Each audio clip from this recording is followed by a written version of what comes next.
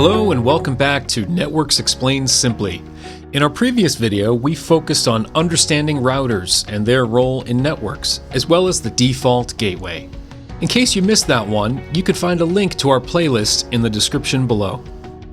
In our upcoming videos, we'll cover IP addresses, subnets, and the subnet mask. But before we can dive into those, there's one foundational topic that we need to master, and that's the binary number system. Since computers and routers generally process information in binary, it's important to understand binary. If you're not familiar with binary numbers at all, or if you've tried and struggled to understand them, this video is for you.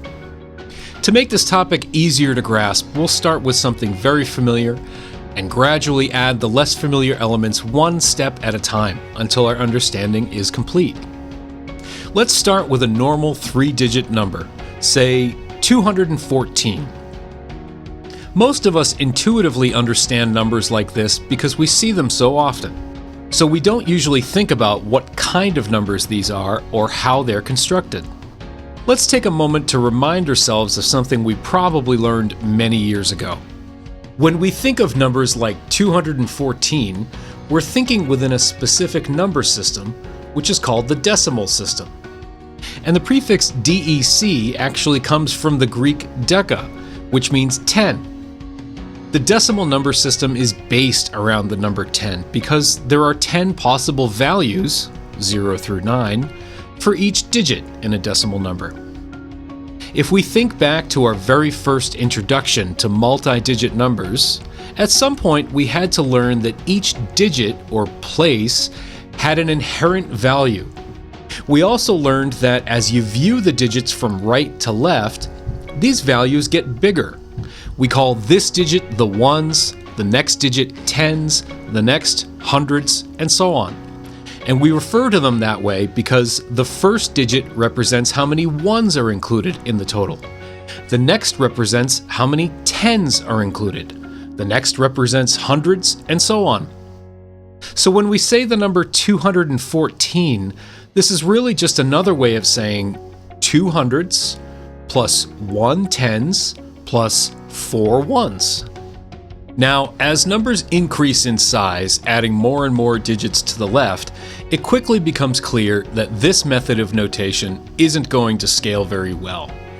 The larger the numbers get, the more zeros will be included. So if we want to create a reference for ourselves, by putting the digit values below each digit, we'll need some kind of shorthand method. Luckily, we already have a shorthand method to express large numbers, and that's called using exponents. An exponent is a smaller notation shown above a number, which tells you how many times the base number should be multiplied by itself in order to get the desired number. We can read this as 2 to the third, or 2 to the power of 3. There are two special rules about exponents. Rule number 1 states that any base number to the power of 0 is equal to 1. Rule number 2 states that any base number to the power of 1 is equal to itself. For all other exponents, we simply multiply the base number against itself that many times. Now that we remember how to use exponents, let's look at how we can use them in place of those increasingly large numbers in our reference notation. Here's a generic notation that works as a starting point for any number system. This notation shows us that the value of the first digit on the right is always equal to the base number to the power of 0. The next digit's value is always equal to the base number to the power of 1. And so on. Since we've only been dealing with decimal numbers so far, let's go ahead and look at the decimal system in this notation.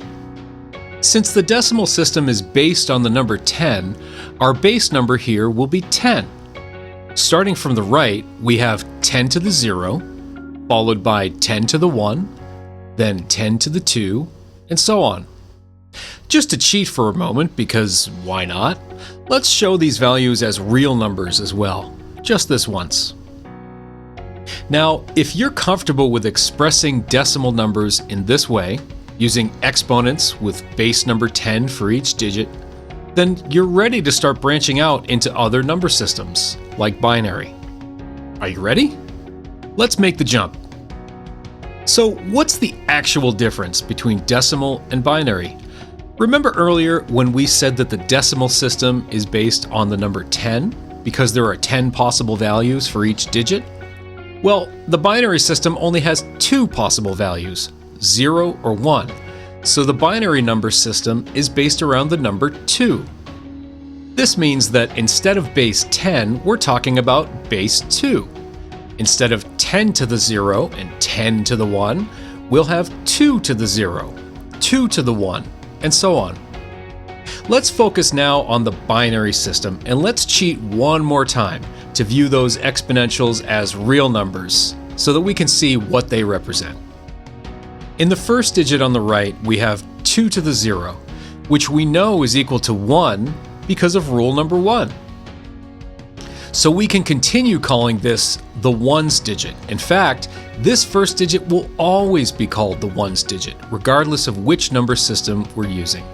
For the second digit, we have 2 to the 1, which we already know is equal to 2 because of rule number 2, which says that any number to the power of 1 is always equal to itself. So we can call this the 2's digit. For the third digit, we can calculate that 2 to the 2 is equal to 4. And next, we can calculate 2 to the third, which is 8. At this point, you might see a pattern emerging.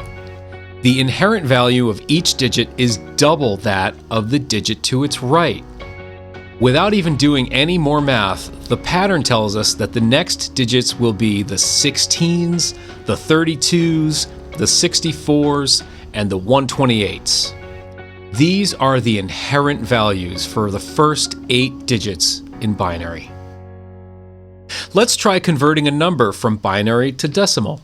Here we have the binary number 11010110. Let's place our binary reference guide below. This will help us to deconstruct the binary number and reconstruct it as a decimal number. We'll start from the left and we'll note the resulting value below each digit. The first digit in this number is a 1. So this tells us that we have 1 2 to the 7th, or 1 128. So we'll put a 128 down below this digit. The next digit tells us that we have 1 64. So we'll put a 64 down below this digit. Next is the 32's digit, but the value in that digit is 0. So we're adding 0 32's, which really just means we're adding 0. The next digit tells us we have 1 16, then 0 8s, then 1 4, 1 2, and 0 1s. Now we can add up those values for a total. If we add up 128 plus 64 plus 0 plus 16 plus 0 plus 4 plus 2 plus 0, we get the decimal number 214. This means that the binary number 11010110 is equal to the decimal number 214.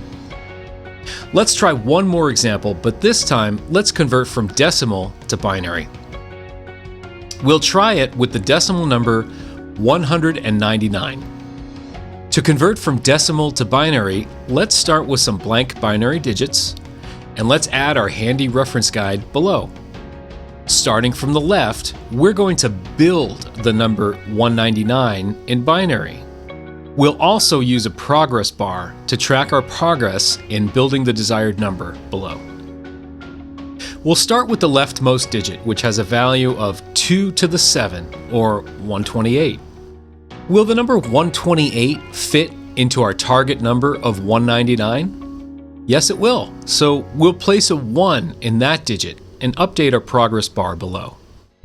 Next, we have 2 to the 6, or the 64's digit. We already have 128. Can we still fit a 64 without exceeding our target number of 199? Yes, we can, so we'll place a 1 here as well. Now our total is up to 192. Next, we have 2 to the 5, or the 32's digit. We already have 192. Do we have room left to fit 32 without exceeding our target number? No, we don't. So we need to place a 0 in this digit. The next digit is 2 to the 4, or 16. Do we have room for a 16? No, so this digit will be 0 as well. Let's see if we can finish up the remaining digits a little more quickly. We don't have room for 8, so the 2 to the 3rd digit will also be 0. We do have room for a 4, so we'll place a 1 in the next digit. And now our total is up to 196. We also have room for 2, which brings us to 198. And with a 1 in that final digit, our total comes to 199. Let's quickly double check our math and make sure that our total is correct. If we use a calculator to add up 128 plus 64, plus 0 plus 0, plus 0 plus 4, plus 2 plus 1, we get 199. So the decimal number 199 is equal to the binary number 11000111. To practice this skill, we recommend doing a few more examples on your own. Here are some numbers that you can try converting between decimal and binary. Feel free to pause the video here and work out these conversions on your own. When you're ready, return to the video and we'll show you the answers.